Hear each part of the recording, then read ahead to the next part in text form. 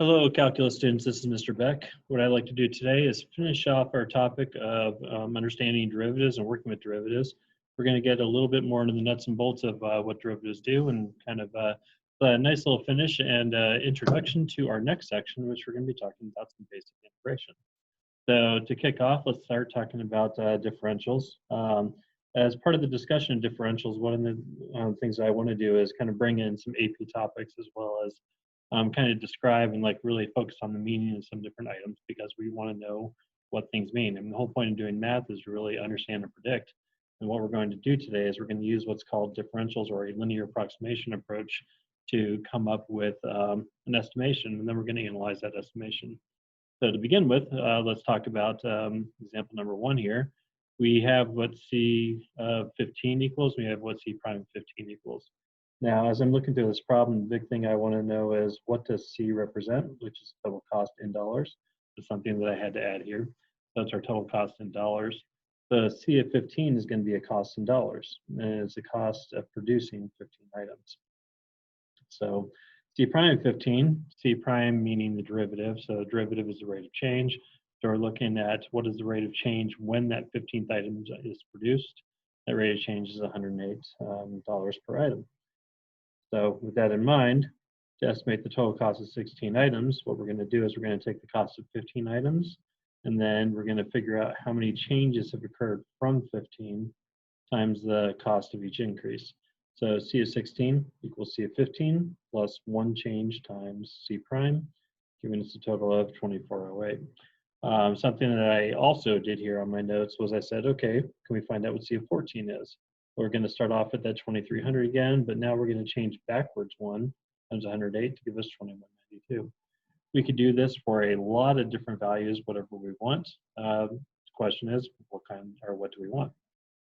So, next problem talks about number of active Facebook users. And with the number of active Facebook users, one of the things we're going to do is predict what's happening. So this is some real data that we pulled out. That, okay, what is F of 4? Well, F of 4 represents the number of active Facebook users at the end of April. So T equals 4.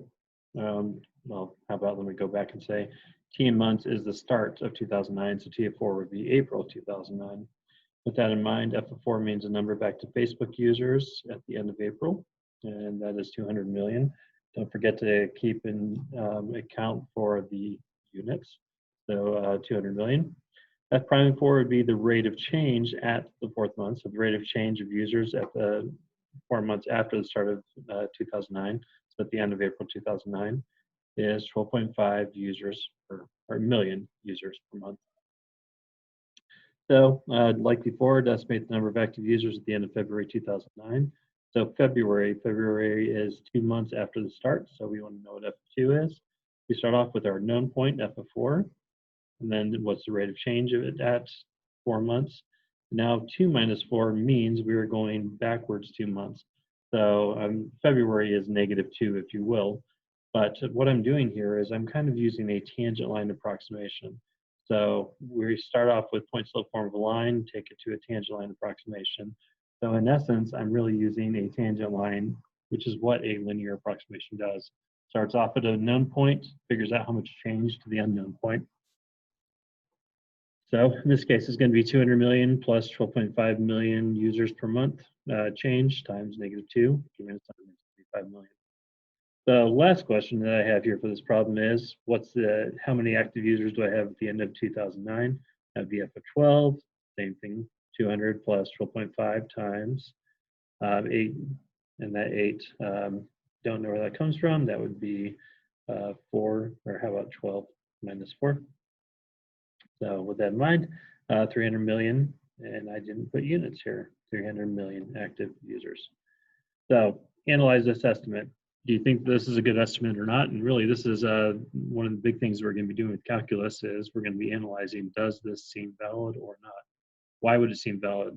I'm going to say I don't believe that this is really a valid answer because in order for us to evaluate what's happening in December, and we're giving some data from March, I think we really need something closer to December to have a much better estimate.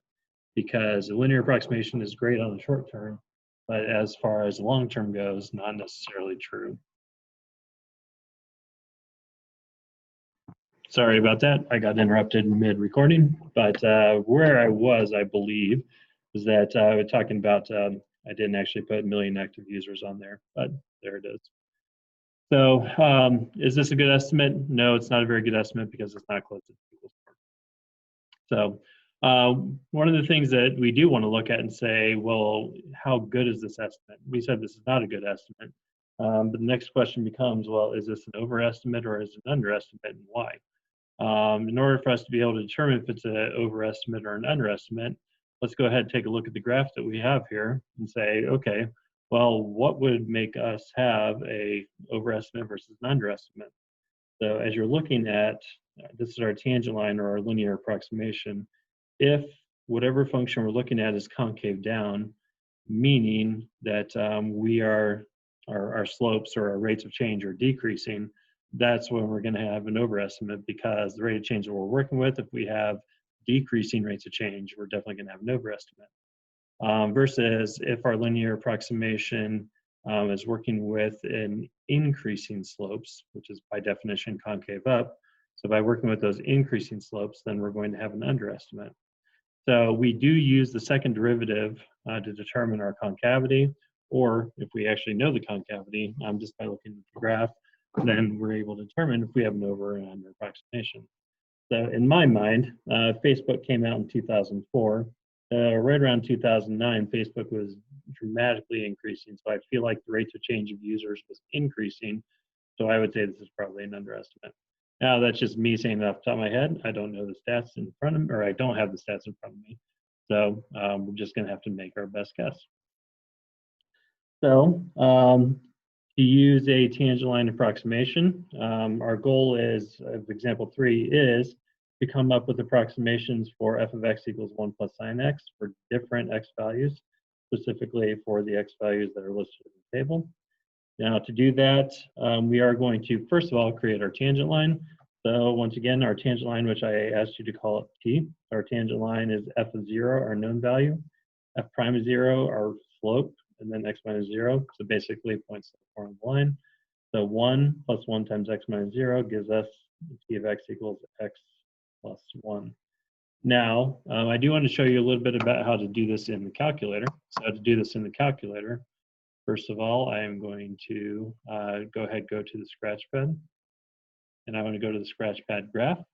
I'm saying, okay, first of all, check I am in radians. That's very, very important. So I do want the sine of x plus 1. So sine of x, and then plus 1. I guess I could have done parentheses, plus 1. And then if I hit enter, there's my graph for the sine of x. Then if I hit this, oops, wrong button. If I hit tab, which is what I was trying to do, y equals x plus 1, which would be the second equation. So I can have both graphs on here at the same time. If you notice what I have over here on the graph, it's a zoomed in version of what I have over here. Now what I want to introduce you to is the table feature. So I go to menu, table, and I want a split screen table. What this is nice is it gives me all the values of sine of x, and if I scroll over, I get x plus 1, so I'll be toggling between these two. But more importantly, I need to be able to plug in values. So to do that, make sure that I have this half of the graph focused on. So if I go to menu, table, and then edit table settings, what I could ask is for the independent variables. So I want my independent variables asked, hit OK. So now I can plug in all the x values that I want. So the negative 0.5, the negative 0.1, the negative 0.01, et cetera, 0. And then I can plug in those values. So one of the big things I want you to do is know how to use your calculator. Going back to the notes, we could take a look at this graph and say, okay, so for the x values that are negative, if we notice that our approximation, our linear approximation, these are underestimates. We can't see it with that last one, but these are underestimates because our function is concave up, or our slopes are increasing. And then for the positive values, if you notice that our linear approximations were over approximations, and they're over approximations because our function is concave down. Going into a little bit more depth about what's going on, yes, this is a tangent line approximation. The difference is f of x plus delta x, what we're going to do is we're going to introduce this differential of x. So between the difference between x and c is what we consider the differential of x. Differential of x is very, very important because that differential of x represents what our linear differential is, as opposed to what the actual change is. So our differential in x, if we look at this as dx and dy, so our differential of x is the x distance, and our differential in y versus the actual delta y. So we're going to be considering delta y and delta x, change in y over change in x. We're representing it by the differential of y over the differential of x. And from there, we could do a comparison. Now, unfortunately, this year, we're not going to go into that comparison as much, but I want to introduce you to how you come up with differentials, or at least what differentials are. And we're going to get into how you come up with those differentials a little bit later. So the way we're going to use these differentials is to say, okay, my goal is to approximate 1.99 to the fifth. To do that, I'm going to create a function that models the situation, meaning x to the fifth. And I'm going to use this at the point 2, 32, which is a a very nice known point that we have. So f of 2, we know is 32. F prime of 2, we have to go ahead and find our derivative. F prime of x is 5x to the fourth, so f prime of 2 is 80. And then our differential of x is going to be the x value that we want, minus the x value that we have. And so we get an actual value of 31.2. Now, if we take a look at this, we know the graph of y equals x to the fifth looks something like this. So this should be a concave up region. We could prove that by finding f double prime of x. What is f double prime of 2? Positive. I didn't actually write that here, but f double prime of 2 is greater than 0. That means this should be an under approximation. And what I have here is the actual value, or at least the actual value to 6 decimal places. And we can see that 31.2 is definitely the under approximation there. If we do the same thing here, and I'm going to note this is a positive quadratic, so that's always concave up, meaning that whatever we get should be an under approximation. That in mind, f of 2 again, f prime of 2, 1.99 minus 2, same kind of thing. So 6 plus f prime of 2. I don't think I have f prime written down here. Oh, no, I do. So f prime of 2 is 12. And that's what I have there. So we get 5.88, which it will be an under approximation because f double prime is positive. Now on example 6, same kind of thing. The approximate value of y at x equals 0.12. So in this case, I'm going to take a known value. 0.12 is close to 0, although I told you to find it at 0. So f of 0, f prime of 0 times 0.12 minus 0. F prime of x, let's go ahead and go back to the calculator and use that calculator wisely. If you remember, the shortcut to f prime is shift minus. So I find the derivative with respect to x of the function square root. Let me find that quickly. The square root of 4 plus sine of x. I'm going to go ahead and just type that out, 4 plus sine of x. So there's our derivative. And so if we plug in 0, so the cosine of 0, I think I have that here. So the cosine of 0 is 1 over 1/2 square root of 4 plus sine of x. So that gives me an overall value of 1/4. So 2 plus 1/4 times 0.12 is 2.03. Now, one of the things that I can actively do here, and I really want to show this using the calculator, what's the second derivative? Do I really want to do a quotient rule on that? And for me, that doesn't sound very fun. I'm not sure how many people want to do it. Actually, I would want to do it, but at the same time, I want to go ahead and be a little bit more efficient with this. But I want to show you we can find not just the first derivative. I hit the wrong button on that one. My apologies. What I can do is calculus. I could find the derivative at a point. What I want to do is find the second derivative at the point. So the x value that I want the second derivative at is 0. So that shows that I do want that expression. Now, what you can do is you can go up here and highlight the function that we want. Actually, let me show it to you as you would do it because you don't have a mouse. So what I'm doing is I'm scrolling and I'm hitting the shift button. The shift button, then I can control C, bring this down here, control V.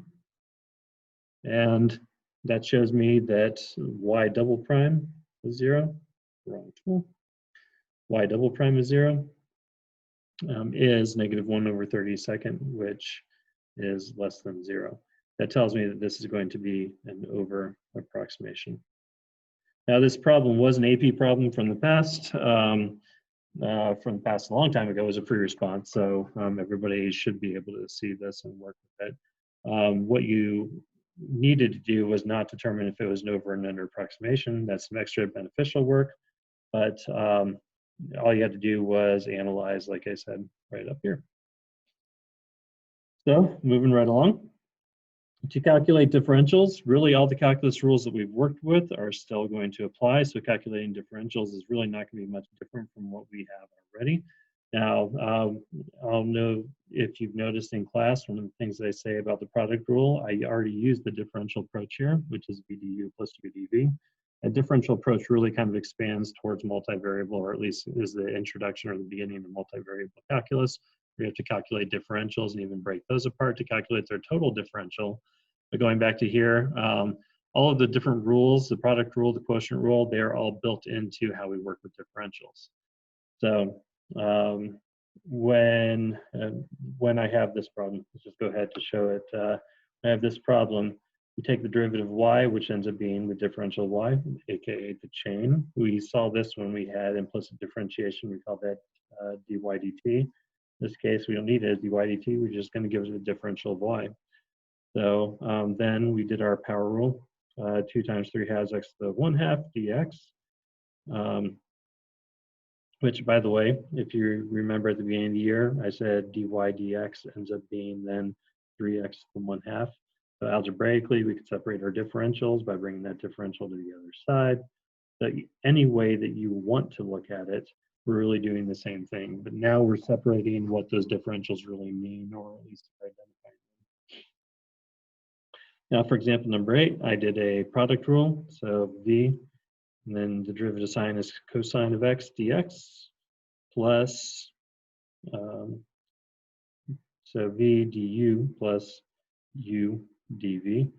Now, one of the big things that we need to do is we need to factor out that differential of x from both terms. By factoring out the differential of x, we get an expression that's like this. So really, this is just the same way that we've done derivatives in the past. We're just giving it a different, a slightly different approach or different flavor to it, because mathematically, we really want to know what all is going on. So where do we go from here? Well, what happens if we want to work backwards? Well, to work backwards, we need to undo that differential. And so one of the approaches that we're going to take is we're going to take the integral of both sides. Now, this integral is the antiderivative. We typically would say integral more than antiderivative, but this allows us to work backwards to go from this step up to this step. Really not there, but up to there. We can't really do with this problem as well until we learn what's called integration by parts, which is the reverse of the product rule. But we can go from here and say the antiderivative of both sides, the antiderivative dy is y, and then we're going to basically use antiderivative approaches to take 3x to the 1/2 to 2x to the 3/2. So before we do that, we need to start looking at some notation here. This is our symbol for integration. I don't think it has a special name other than the symbol for integration, but it does look like an S, and there's a reason for that. I don't want to spoil this too much. This overall expression is the integrand. It's made up of 2 parts. It's made up of the function that we have, and it's also made up of the differential. And why that differential is important is because if I want to say the integral of, let's say, 3x squared dy, if this variable is not the variable that we have here, that tells us that really this is just going to be 3x squared times y. Does that mean anything to you right now? To some of you probably, but to everybody no. But that differential tells us what variable we're taking respect to. That's what I mentioned before. So moving right along.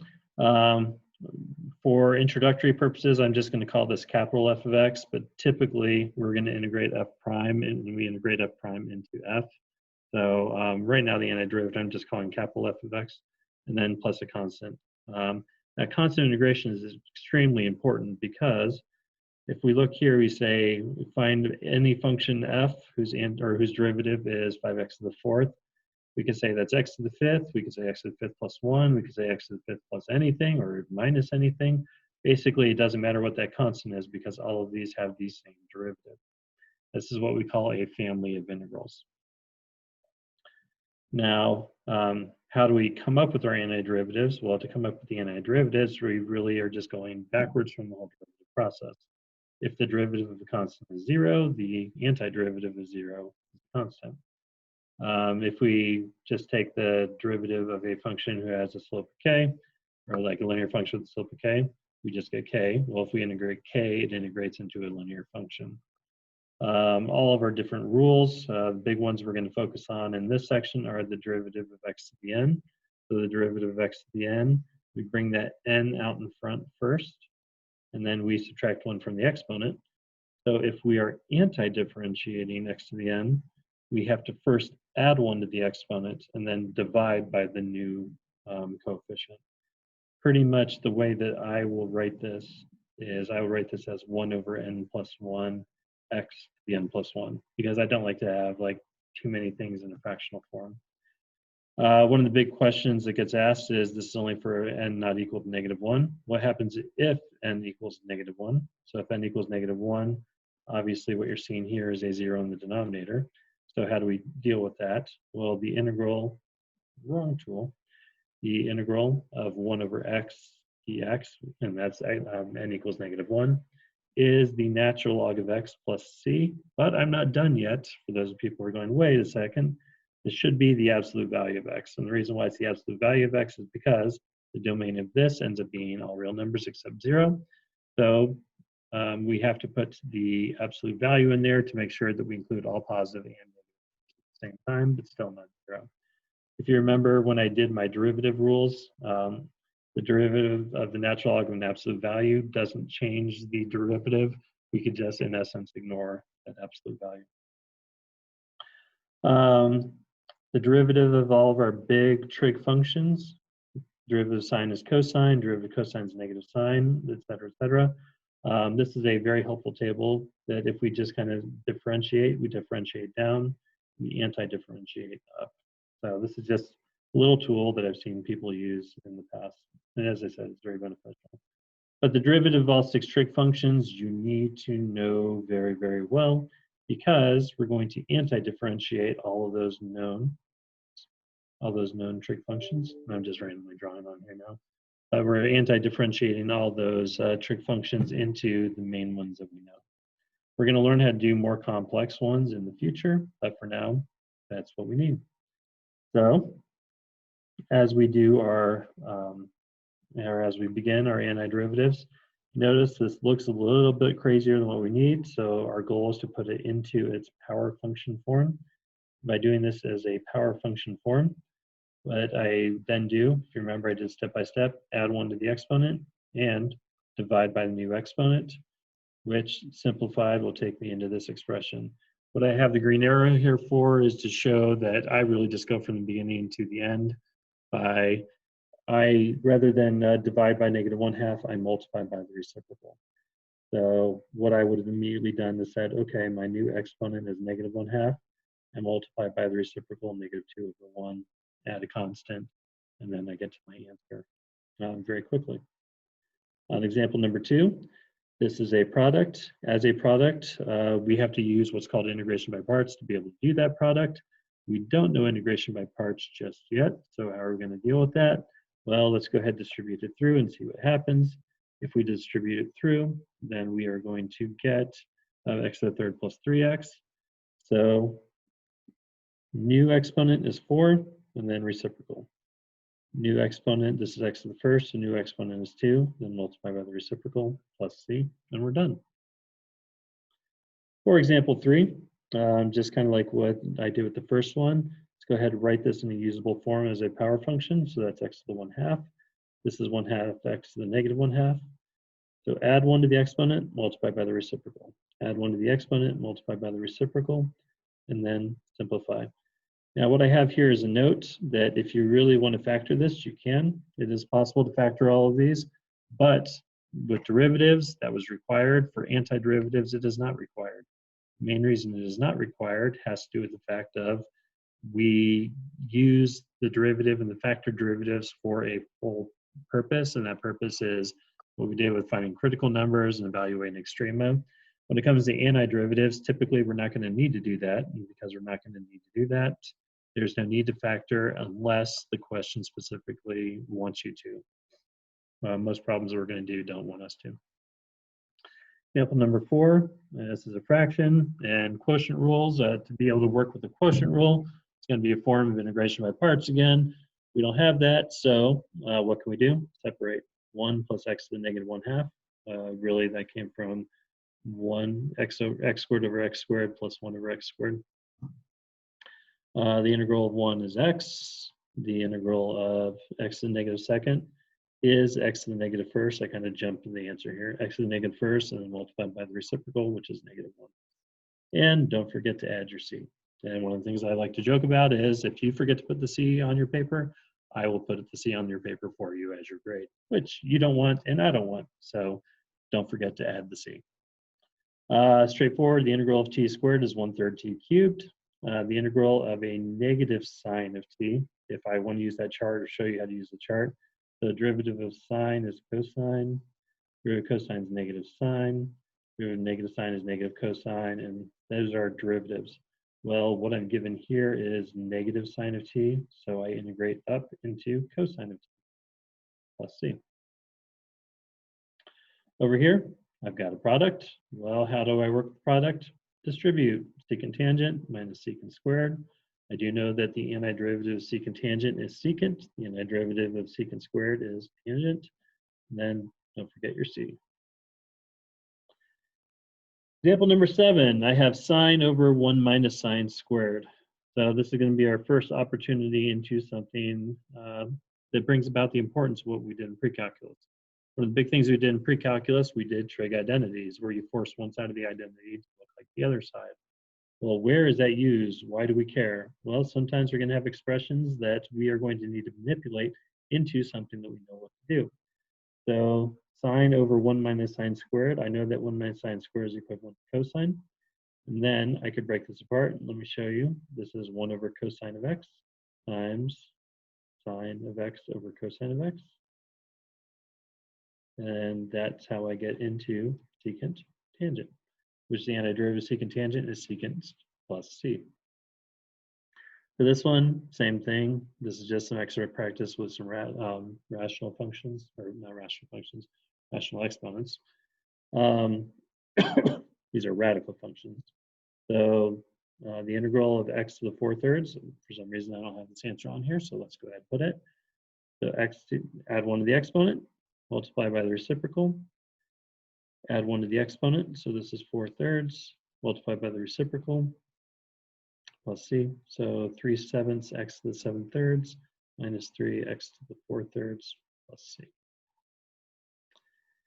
And then just a quick intro into differential equations. When it comes to differential equations, what we need to do is we need to do what's called separating the variables or separating the differentials.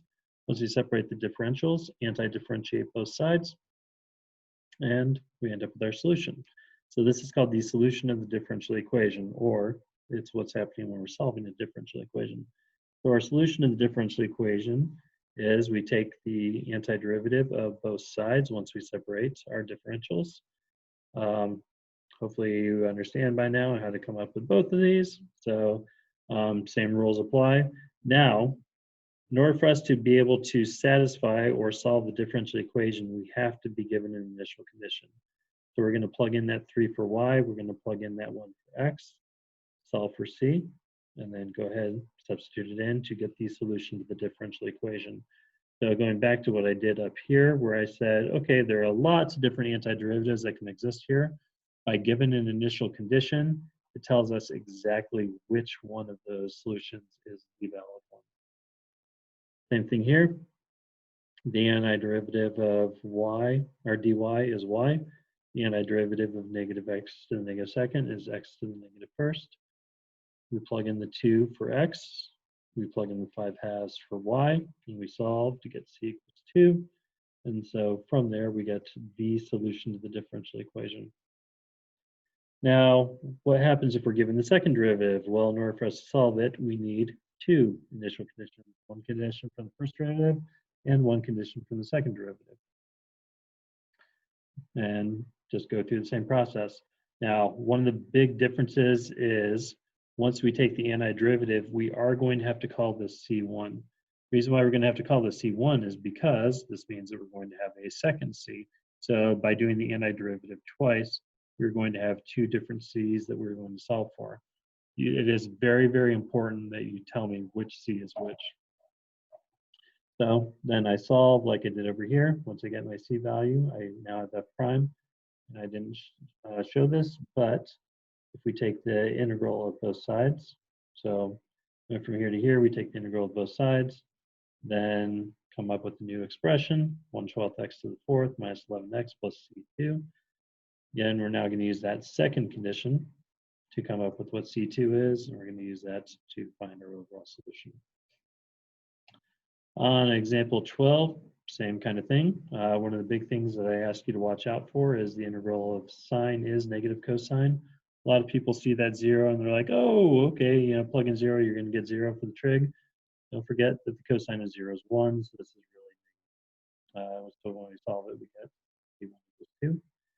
So from there, take the antiderivative, the integral of negative cosine. If I follow up that chart that I did on the other page, but if I follow up that chart, the integral of negative cosine is negative sine. This tends to mess students up a little bit because the derivative of negative cosine is positive sine, but the integral of cosine, negative cosine is negative sine. The integral of 2 is 2x plus our C2. Solve for C2 and come up with our overall solution. And then we get into the kinematics approach to how we work with a ball being thrown or gravitational force, which if you remember when we came to derivatives, I gave you kind of like some express rules on what's going on. But what we would start off with is acceleration.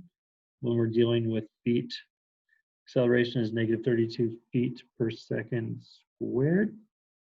So that's we're going to have acceleration as constant here. That acceleration being constant, we anti-differentiate. So what is that relationship? The integral of a of t dt. So the integral of acceleration is velocity, and then plus what we call the initial velocity. So why is it the initial velocity? Because what happens when you plug in 0 for t? It goes away, so our initial velocity is just what's given. And then if we take the integral of velocity, we should get position plus the initial position. Why plus the initial position? Because when you plug in 0 for t right there, you're going to get 0. And thus, your initial position is just, in this case, 7.